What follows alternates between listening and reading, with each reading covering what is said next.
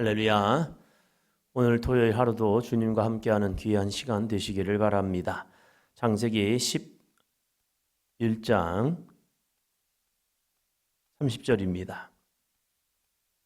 창세기 11장 30절입니다. 사례는 임신하지 못함으로 자식이 없었더라. 아멘. 큰 문제입니다. 결혼을 했는데 자녀가 없습니다. 아브라함을 보니까 큰아들입니다.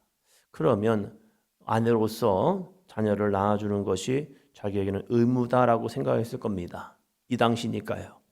그래서 결혼해서 자녀를 많이 낳는 것이 축복이다라고 생각하는 그 시대 속에서 자녀가 없습니다. 결혼한 지가 꽤 됐겠죠. 그럼에도 불구하고 자식이 없는 겁니다. 그러면 우리는 문제를 보면 그 문제 속에 빠져들면 야, 이거 큰 문제다라고 생각할 겁니다. 근데 오히려 성경에서 보면 문제로 인하여서 주님께 나온 자들이 있고 문제를 통하여서 하나님의 거룩한 말씀에 응답한 사람들, 순종한 사람들이 있다는 겁니다. 만약 그에게 부족함이 없더라면 주님 앞에 나왔을까? 아브라함에게 이 부족함이 없었더라면 하나님의 말씀에 순종하였을까? 아니면 자신이 살던 그곳에서 그냥 머물렀을까? 하나님 괜찮아요. 됐어요. 아니 여기 이 정도만 해도 충분해요. 가끔 아이들에게 이런 말을 합니다. 야, 이거 할래? 괜찮아요. 왜? 자기에게는 그걸 하고 싶은 마음이 없기 때문에요. 그래서 정중한 거절하는 거죠. 괜찮아요. 괜찮아요. 아, 저 됐어요. 여기서 괜찮아요. 이런 말을 합니다. 어떤 좋은 제안을 함에도 불구하고 내게 부족함이 없다고 생각하면 그건 괜찮은 거예요. 그냥 거기서 멈추게 되어 있습니다. 그런데 아브라함에게는 이 11장과 12장에서 엄청난 변화가 이루어지죠. 그냥 한 장의 차이지만 한 절에 넘어가는 단어이지만 이 아브라함의 삶에서 11장과 12장에는 정말로 이 터닝 포인트가 되는 그런 모습이 있는 거죠. 그러한 모습 속에서 이 아브라함의 부족함을 한 가지를 이야기합니다. 그것은 사례는 임신하지 못함으로 자식이 없었더라. 임신하지 못함으로 자식이 없는 것, 이것이 아브라함에게 있어서 가장 큰 문제점이기도 하단 말이에요. 이 문제가 오히려 하나님의 말씀에 순종하는 은혜를 경험하게 됩니다. 때로는 인생을 살아가면서 성도님들에게 이런저런 문제가 일어나죠. 그 문제가 없었더라면 주님 앞에 나왔을까? 기도했을까? 부르짖었을까? 주님과 함께 했을까? 한 분의 신앙의 모습을 보니까 이런 고백을 하시는 거예요. 자신의 남편을 얘기하면서 이런 문제가 있었기 때문에 제가 하나님을 붙들었습니다. 맞는 것 같아요. 평안하고 안전하고 부족함이 없으면 내 인생 속에서 굳이 기도하는 거? 이런 거 그렇게 해요. 그럼에도 불구하고 어떠한 문제가 발생하니까 그 문제에 대한 매달림, 이것이 주님 앞에 나오는 발걸음이 된 사람들, 이 사람들을 믿음의 사람이라고 말하고 있죠. 구약에서도 마찬가지고 신약에서도 마찬가지고 늘 부족함이 있는 사람들에게 주의 말씀이 임할 때에 그 말씀에 대한 간절함이 있어서 그 말씀에 그래 나도 한번 순종해 봐야겠다, 이 믿음을 가지고 나온다는 거죠. 여러분, 부족함이 나에게 큰 문제야라고 생각하지 마시고 이 부족함을 통하여서 내가 주님을 더 붙듭니다, 이 믿음으로 설 수 있는 저와 여러분이 되기를 축원합니다. 그래서 이 아브라함이 놀랍게도 하나님의 음성을 듣는 거죠. 12장 1절입니다. 여호와께서 아브라함에게 이르시되 너는 너의 고향과 친척과 아버지의 집을 떠나 내가 내게 보여줄 땅으로 가라. 아멘. 히브리서 11장에 보면 믿음의 사람들을 쭉 나열하면서 그들이 왜 믿음의 사람들이 되었느냐를 우리에게 전합니다. 이 히브리서 11장에서 나오는 믿음의 사람들을 특징을 보면 이 히브리서 기자는 이렇게 말합니다. 그들이 행했다. 그들이 무언가를 했다. 믿음이란 것을 그냥 가만히 있으면서 예, 제가 믿어요 라고 하는 것이 아니라 그 하나님의 말씀을 듣고 행하는 삶이요. 아브라함도 마찬가지이죠. 아브라함, 그가 믿음의 조상이 될 수 있었던 과정을 우리에게 보여주고 있잖아요. 보여줄 때 두 가지를 이야기합니다. 첫째는 하나님의 말씀을 들었다는 거죠. 그 말씀을 들어야 믿음으로 들어갑니다. 믿음은 들음에서 나잖아요. 아브라함이 하나님의 말씀을 듣게 됩니다. 놀라운 은혜이죠. 두 번째, 아브라함이 믿음의 조상이 되는 두 번째 이유, 그가 말씀에 순종했다는 겁니다. 4절 볼까요? 이에 아브라함이 여호와의 말씀을 따라갔고 롯도 그와 함께 갔으며 아브라함이 하란을 떠날 때에 75세였더라. 아멘. 말씀을 듣고 가만히 있는 것이 아니라 여호와의 말씀을 따라갔고라고 말합니다. 이 사람을 순종의 사람, 믿음의 사람이라고 이야기합니다. 우리들이 신앙생활하면서 얼마나 하나님의 말씀을 잘 듣습니까? 목사님, 저는 하나님의 말씀을 들은 적이 없는데요. 성경을 내가 읽으면 그 읽는 말씀을 통해 하나님의 말씀이 들려옵니다. 못 듣는 사람은 첫 번째, 성경을 안 읽은 거죠.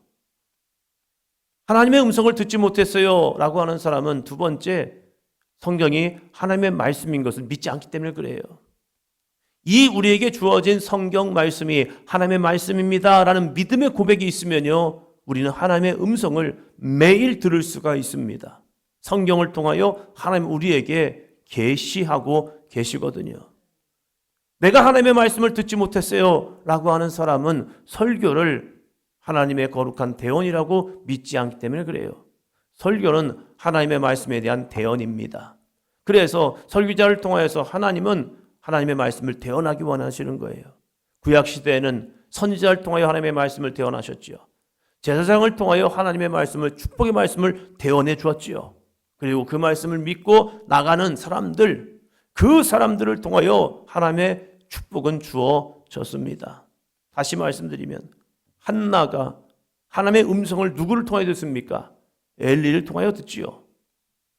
기도하고 있던 한나에게 하나님이 나타나셔서 한나야, 내가 너의 기도 가운데 이렇게 응답해 줄게 라고 한 것이 아니라 그 엘리 제사장을 통하여서 하나님이 그에게 축복의 말씀을 주었을 때 한나는 그것을 하나님의 응답하심으로 믿고 나아가서 근심 걱정 내려놓고 하나님이 말씀하셨으니, 저 엘리 제사장을 통해 말씀하셨으니 내가 그 말씀의 확증을 가지고 살아갑니다 라고 믿음의 증표를 보였습니다.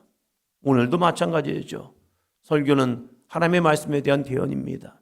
인문학 강좌가 아니에요. 더 많은 지식을 전하기 위한 것도 아니지요. 설교는 하나님의 말씀에 대한 대언입니다. 그러면 우리는 그 설교 말씀을 들으면서 하나님이 나에게 응답하시네요 라고 알 수 있죠. 하나님의 말씀은 어디서 또 들을 수 있습니까? 기도할 때 하나님이 친히 말씀도 하지요.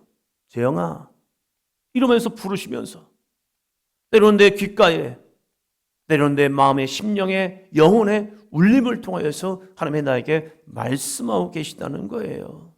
하나님은 끊임없이 말씀합니다. 그 말씀을 못 들었다? 그러면 내 주파수가 문제인 거예요. 이 공기 중에 얼마나 많은 주파수가 있습니까? 그 주파수만 맞추면요, 우리는 음성을 듣게 됩니다. 하나님의 말씀을. 이 말씀을 들었을 때 나의 반응이지요. 나의 반응. 어떤 분이 새해를 다짐하면서 내가 이렇게 한번 살아볼게요. 내 마음이겠습니까? 하나님이 주시는 마음이겠죠. 그 말씀을 받았을 때에 우리는 어떻게 할 거냐 이거죠. 12장 1절 말씀 뒤편에도 마찬가지 얘기합니다. 내가 내게 보여줄 땅으로 가라. 하나님이 가라 라고 말씀할 때에 4절 오늘의 말씀이죠. 이에 아브라함이 여호와의 말씀을 따라갔고 라고 말합니다. 여호와의 말씀을 따라갔고. 여러분, 순종 아브라함은 쉬웠을까요? 어제의 말씀인 노아도 순종이 쉬웠을까요? 늘 순종은 만만치 않습니다. 순종은 내가 생각하는 기대치와 순종은 달라요.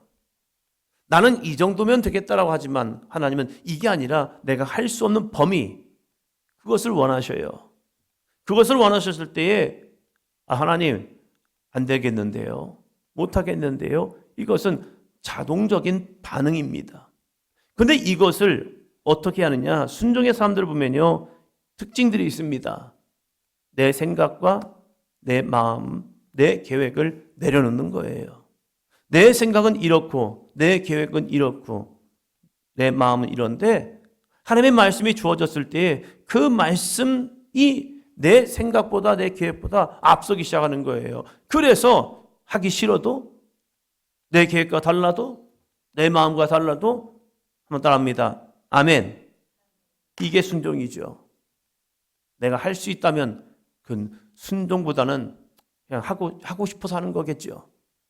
그러나 하기 싫을 때 주님의 마음이 내게 더 다가오고 있다는 사실이에요. 아브라함에게 있어서 고향과 친척과 아버지의 집을 떠나는 것, 이것은 결코 쉬운 일이 아닙니다. 죽음을 불사한 겁니다. 내가 누군가에게, 그가 혼자 가는 것도 아니잖아요.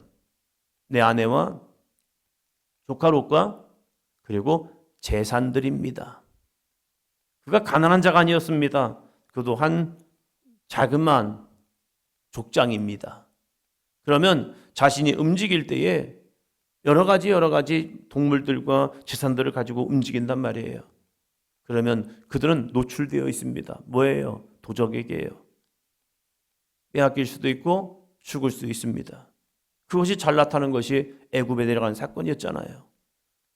그렇다면 이 아브라함이 자신이 살고 있던 이 메소포타미아 지역에서 또 다른 문명의 지역 가나안으로 넘어간다는 것은 쉬운 것이 아닙니다. 그러나 그의 부족함이 오히려 그 결단할 수 있는 마음을 주었고, 내 생각과 다르게 하나님이 그에게 이러한 약속의 말씀을 주었을 때 아브라함은 도전을 합니다. 왜요?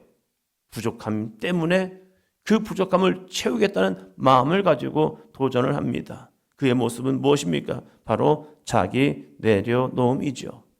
순종은 철저한 자기 내려놓음 속에 있습니다. 내 생각을 내려놓고 내 마음을 내려놓고 내 계획을 내려놓을 때에 순종이라는 걸 하죠. 예수님께서 겟세마네 기도를 보면 예수님의 마음을 그대로 우리에게 보여주십니다.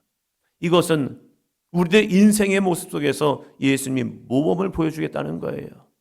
예수님이 십자가를 안 지겠다는 거겠습니까? 십자가를 지시는 거죠. 그러나 우리에게도 똑같은 십자가가 주어졌을 때에 너희는 십자가에서 어떻게 할 거니? 이것을 우리에게 보여주는 거죠. 그러면서 승리의 비결을 우리에게 앞서 보여줌을 통해서 너희도 이렇게 하면 돼. 이렇게 하면 승리할 수가 있어. 순종이란 것은 내가 원해서 가는 것이 아니라 이 잔을 내게서 지나가게 하옵소서. 그럴 때에 이 순종이 되지 않는데, 순종이란 것은 나의 원대로 마시옵고 아버지의 원대로 되기를 원합니다. 이럴 때에 순종이 되는 거야. 근데 이것은 그냥 되는 게 아니야. 우리가 철저하게 땀방울이 핏방울이 되도록 기도할 때에 그 기도하는 사람을 통하여 순종의 길을 갈 수 있는 거야 하면서 우리에게 기도의 모범을 보여주셨습니다. 오늘도 우리가 살아갈 때 내 마음이 있어요. 내 마음이 있음에도 불구하고 하나님이 주신 마음이 있다면 기분 상해도 하기 싫어도 때로는 왜 이렇게 짜증나지 하면서 내 마음이 볶여도 하나님이 원하신다면 하나님 처음 주신 마음이 이거기 때문에 해볼게요 하면서 나아가는 삶. 저 사람이 좀 꼴 보기 싫어도 하나님이 주신 마음이 있다면 내 마음이 아니라 주님의 마음으로 한 번 더 사랑해주고 한 번 더 보듬어주고 한 번 더 기도해 줄 수 있는 저와 여러분의 모습. 그럴 때 이 사순절을 살아가는 우리들에게 주님이 잘했다 칭찬할 수 있는 귀한 삶이 될 줄로 믿습니다. 기도합니다.